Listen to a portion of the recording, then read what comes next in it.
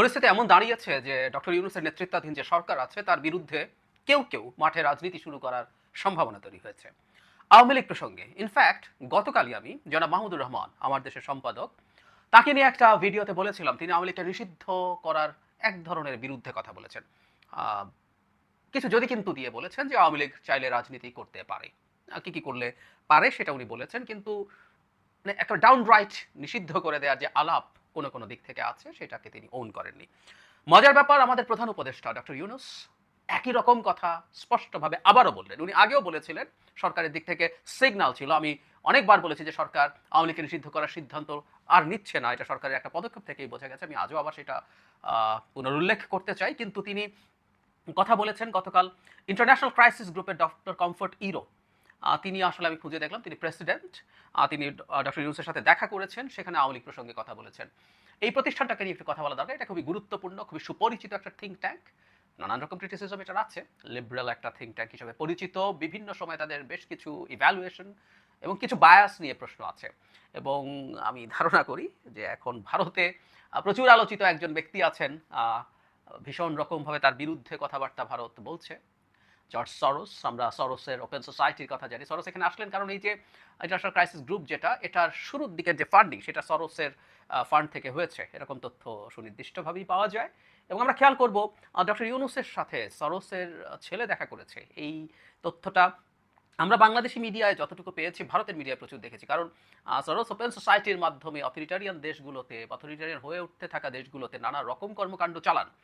সমালোচনা আছে নানান দিক থেকে, এবং এই কিছু কিছু হয়তো সত্যতাও আছে, কিন্তু ভারতে নরেন্দ্র মোদী সরকারের তীব্র ক্ষোভ আছে। এবং আমরা খেয়াল করেছি সর্বশেষ সরোসের প্রতিষ্ঠান যেগুলো ভারতে কাজ করছে সেগুলোতে ভারতের যে ইডি এনফোর্সমেন্ট ডিরেক্টরেট যেটা আছে, তারা নানান অভিযান পরিচালনা করছে, তারা পছন্দ করেন না ওপেন সোসাইটি বা সরোসের যে কোনো প্রতিষ্ঠানকে ভারতের নরেন্দ্র মোদী সরকার খুবই ক্ষুব্ধ। তো যাই হোক, আইসিজি আসলো, তার প্রধানের সাথে প্রধান উপদেষ্টা বরাবরের মতো যে দুটো ইস্যু নিয়ে কথা বলেন, একটা ইস্যু তো সবার সাথে, বিশেষ করে বিদেশি যারাই আসেন তারাই নির্বাচন নিয়ে জানতে চান, এবং তিনি খুব ক্লিয়ারলি তার এই মতামতটা জানান। যে নির্বাচন ডিসেম্বরে, ছোট প্যাকেজ হলে, বড় প্যাকেজ সংস্কারের ক্ষেত্রে বড় প্যাকেজ হলে জুনে হবে। আবারও তিনি বলেছেন, দুদিন আগেও তিনি একজন মার্কিন সেনেটরের সাথে একই কথা বলেছেন। যদিও আমি এখন একটা নতুন প্রশ্ন তুলছি, আমি সরকারের দিক থেকে জবাবও চাই। বড় প্যাকেজ প্রথম তো ডিফাইন করতে হবে, ছোট প্যাকেজ বলতে সরকার কি বোঝাচ্ছে। এখন 7 মাসের বেশি, 7.5 মাস হয়ে গেছে সরকারের। আর ছোট প্যাকেজ বলতে সরকার কি বোঝে, বড় প্যাকেজ বলতে কি বোঝে, এবং বড় প্যাকেজের জন্য কেন এক্সট্রা 6 মাস সময় বেশি লাগবে, এই জবাবটা দিতে হবে। যাই হোক, আজকের আলোচনা সেটা না, আজকের আলোচনা হচ্ছে আওয়ামী লীগ প্রসঙ্গে। তিনি বলছেন আওয়ামী লীগের বিষয়ে তিনি বলেন, অন্তর্বর্তী সরকারের আওয়ামী লীগকে নিষিদ্ধ করার কোনো পরিকল্পনা নেই। তবে দলের যেসব নেতার বিরুদ্ধে হত্যা ও মানবতা বিরোধী অপরাধ সহ অন্যান্য অপরাধের অভিযোগ রয়েছে তাদের বাংলাদেশের আদালতে বিচার করা হবে। তিনি আরো বলছেন, জাতিসংঘের তথ্যানুসন্ধানী মিশনের প্রতিবেদনের ভিত্তিতে জুলাই অভ্যুত্থানের সময় সম্ভাব্য অপরাধের অভিযোগ থাকায় আওয়ামী লীগ নেতাদের বিরুদ্ধে আন্তর্জাতিক অপরাধ আদালতে হেগে মামলা করার বিষয়টি সরকার বাতিল করেনি, এটি এখন আলোচনার টেবিলে রয়েছে বলে উল্লেখ করেন তিনি। আমি আইসিসির ব্যাপারে একটা কথা একটু বলে রাখতে চাই। জাতিসংঘ চেয়েছে, কিন্তু আইসিসিতে বিচার করার ক্ষেত্রে একটা প্রবলেম আছে, সেটা হচ্ছে কারো অনুপস্থিতিতে, আইনের ভাষায় ইন অ্যাবসেন্সিয়া বলা হয়, বিচার আইসিসিতে করা যায় না।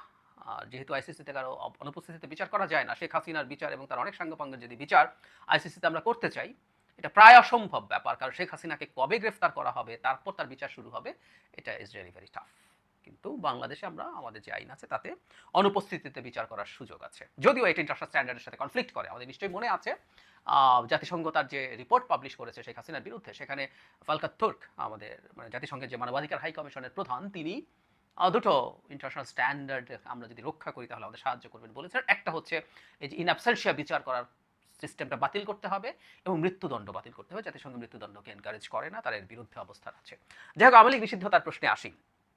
এটা আমরা জানতাম, আমি অন্তত বহুদিন আপনাদেরকে স্মরণ করিয়েছি, যারা আমাকে নিয়মিত শোনেন তাদের মনে থাকবে, তারপরে যারা নতুন আছেন তাদের জন্য বলি, আওয়ামী লীগকে এই সরকার নিষিদ্ধ করতে যাচ্ছেন, এটা আমরা আসলে বেশ আগে বুঝতে পেরেছি। আমি আপনাদেরকে দেখিয়েছিও সেই নিউজটা। সেটা হলো সর্বশেষ যখন আন্তর্জাতিক অপরাধ আদালত আইন যেটা আছে সেটার সংশোধনী পাশ হলো, মানে একটু যদি পেছনে যাই, এটা 72 সালের আইন, কিন্তু আওয়ামী লীগ এটার একটা গত টেনিয়রে এসে একটা সংশোধনী করে এর মধ্যে সংগঠনকেও বিচার করা যাবে, রাজনৈতিক দলকে বিচার করা যাবে এই ধরনের অপরাধে সংযুক্ত হিসাবে, সেটা আওয়ামী লীগ যুক্ত করেছিল। তাদের উদ্দেশ্য ছিল জামায়াতকে বিচার করা, বিচার তো করা না, আসলে বিচারের নাটক করা। ওরা চেয়েছিল এগুলোর মাধ্যমে জামায়াতকে চাপে রাখবে। তো সেই চেষ্টা তারা করেছিল। প্রথম এসে এই আমাদের অন্তর্বর্তী সরকার আসার পর প্রাথমিক যে অ্যামেন্ডমেন্ট প্রস্তাবিত হয়েছিল সেখানে ওই ধারাটা ছিল এবং তার সাথে একটা শাস্তি যুক্ত হয়েছিল। কোন দল যদি অভিযুক্ত হয় তাকে 10 বছর পর্যন্ত নিষিদ্ধ করা যাবে। কিন্তু ফাইনাল যে আইনটা পাস হলো সেখানে এই ধারাটা তুলে দেওয়া হয়েছে। বারবার আমরা এটাকে মাথায় ঢোকাবো, কারণ সামনে বাংলাদেশের রাজনীতি এই ব্যাপারটা নিয়ে আবর্তিত হবে, এটা আমরা নিশ্চিতভাবে বলতে পারি। যদিও সংগঠনে বিচার করা যাবে না তা না, এখানে বলা হচ্ছে যে কোনো বিচারকের যদি মনে হয় তিনি সেই ব্যাপারেও আহ্বান জানাতে পারেন, কিন্তু স্পেসিফিক কোনো ধারা হিসাবে আর এটা এই আইনে এক্সিস্ট করে না। তাহলে আওয়ামী লীগের নিষিদ্ধ করার একটা অপশন এখনো সরকারের হাতে আছে, সেটা নেই তা না। এটা হলো এই আইন, কিন্তু এটা বাতিল করায় কেন আমি মনে করেছি যে সরকার আওয়ামী লীগকে নিষিদ্ধ করবে না সেটাই আসি। একটা রাজনৈতিক দলকে নিষিদ্ধ করার আরেকটা আইন আছে, সেটা হচ্ছে 2009 সালে সন্ত্রাস দমন আইন। সেই আইনের একটা ধারা মোতাবেক কোনো দলকে যদি সন্ত্রাসী দল হিসাবে ডিফাইন করা যায় তাহলে তাকে এক্সিকিউটিভ অর্ডারের মাধ্যমে সরাসরি নিষিদ্ধ করে দেওয়া যায়। আর শেখ হাসিনার পতনের 2-3 দিন আগে জামায়াত এবং শিবিরকে এই আইনের মাধ্যমে নিষিদ্ধ করা হয়েছিল। এর আগে হিজবুত তাহরিরকেও তাই করা হয়েছে। কিন্তু এটা এখন সরকারের হাতে আছে, কিন্তু থাকলেও সরকার এটা করবে না, কারণ আওয়ামী লীগের মতো একটা দলকে এক্সিকিউটিভ অর্ডারে নিষিদ্ধ করা নিয়ে প্রচুর সমালোচনা আসবে। সমস্যা হচ্ছে একটা বিচারিক প্রক্রিয়া যদি চলে, সেটায় যেটা দাঁড়ায় সেটা হচ্ছে বিচারিক প্রক্রিয়ায় প্রত্যেকের আত্মপক্ষ সমর্থনের সুযোগ থাকে। আওয়ামী লীগের সেই সুযোগ আছে। আওয়ামী লীগের সেই সুযোগ যখন থাকতো বিচারিক প্রক্রিয়ায়, সেটাই যদি সরকার নিষিদ্ধ করার চিন্তা করতে করলেও বিচারিক প্রক্রিয়ার মাধ্যমে করতো। নিষিদ্ধ হতো কিনা এটা নিশ্চয়ই সরকার বলতে পারবে না, কারণ এটা বিচার বিভাগের প্রশ্ন, কিন্তু বিচারিক প্রক্রিয়ার মাধ্যমেই সরকার সেটা চাইতো। আমরাও যদি কেউ চাই সেইভাবে চাওয়ার কথা। সো এক্সিকিউটিভ অর্ডার দিয়ে করা যায় যদি কেউ বলিও, আসলে লাভ নেই। আর সরকার এটা স্পষ্ট করে দিয়েছে যে তারা এটা নিষিদ্ধ করছে না। এখন যেটা দাঁড়াবে, মানে আওয়ামী লীগকে পুনর্বাসন করার জন্য এবার ডক্টর ইউনূসও গালি শুনবেন কিনা আমি জানি না, কেউ কেউ কিছুটা শুরু করেছেন। মানে এই মানুষটা এত বড় বিভিন্ন বিচারে, এবং প্রায় বলি কথাটা, সমালোচনা করি সরকারের অনেক অদক্ষতা আছে, মানে সব ব্যাকগ্রাউন্ড মাথায় রেখেও এই সরকারে মানে এই দেশের কোথায় কোথায় কি কি ধ্বংস শেখ হাসিনা করে গেছে যথেষ্ট ভালো জানি, খোঁজ খবর রাখি, বছরের পর বছর এগুলো দেখেছি, এগুলো নিয়ে কথা বলেছি। এই প্রেক্ষাপটে সরকারের আরো ভালো করার সুযোগ ছিল। মানে সরকারের ব্যর্থতা আছে এবং সেই ব্যর্থতার কারণে প্রধান দায়ভার যে কোনো সবসময় যেটা হয় টিম লিডারকে নিতে হয়, আমাদের প্রধান উপদেষ্টাকে নিতে হবে। কিন্তু আমরা প্রায় যে কথাটা বলি না, যে আমাদের প্রধান উপদেষ্টা যদি প্রধান উপদেষ্টা না হতেন, মানে আমাকে এই 7 মাস 7.5 মাস পরও যদি কেউ বলে 5 তারিখে ফিরে গিয়ে এই 7 মাস দেখার পর কি মনে করি ডক্টর ইউনূসকে কি প্রধান উপদেষ্টা করা ঠিক আছে যদি আবার এটাকে ঠিক করার সুযোগ হয়? উত্তর হলো 100 বার পেছনে গেলেও 100 বার ডক্টর ইউনূসকে আমরা চুজ করব। কারণ হচ্ছে ওই মারাত্মক টার্মোয়েলের মধ্যে ওনার মতো একজন ব্যক্তিত্ব আমাদের, আমি প্রায় বলি যে আমাদের ছাতার মতো বটগাছের মতো না থাকলে আমাদেরকে জাস্ট ইন্ডিয়া খেয়ে ফেলতো। তো যেটা বলছিলাম, আমাদের এই যাবতীয় শ্রদ্ধার পরও আমি দেখি যে তার বিরুদ্ধেও আক্রমণ শুরু হয়েছে। তিনি আওয়ামী লীগের পুনর্বাসন করতে চাইছেন।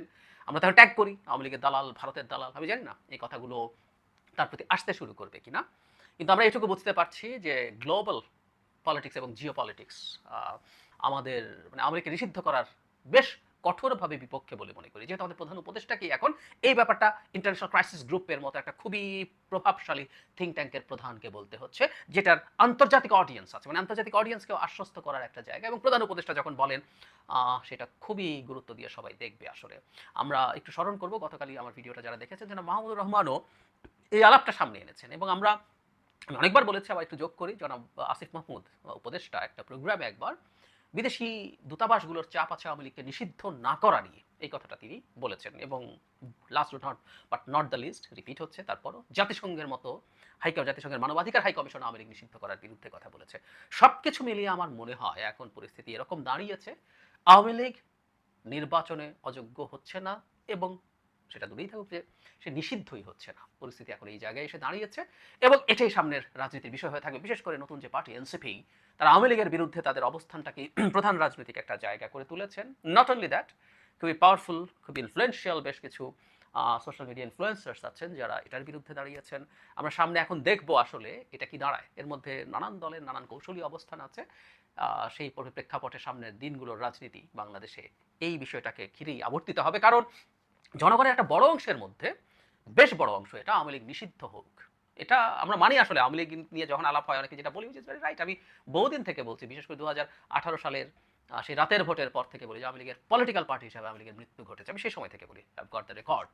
সো যেটা রাজনৈতিক দলই না, তার রাজনীতি করার অধিকার কেন থাকবে? নট অনলি দ্যাট, শেষ পর্যন্ত দল হিসাবে তারা মারাত্মক সব সন্ত্রাসবাদী কর্মকাণ্ডে লিপ্ত হয়েছে। সর্বশেষ উদাহরণ হচ্ছে 4 অগস্ট শেখ হাসিনা পালিয়ে যাওয়ার আগের দিন যখন সম্ভবত সেনাবাহিনী আর কোনোভাবে রাজি হচ্ছিল না, পুলিশকে বিজিবিকে দিয়ে আর পারা যাচ্ছিল না, তখন আওয়ামী লীগকে ঘোষণা দিয়ে মাঠে নামিয়েছিল। সারা দেশে ১০০-র বেশি মানুষ হত্যাকাণ্ডের শিকার হয়েছিল সেদিন।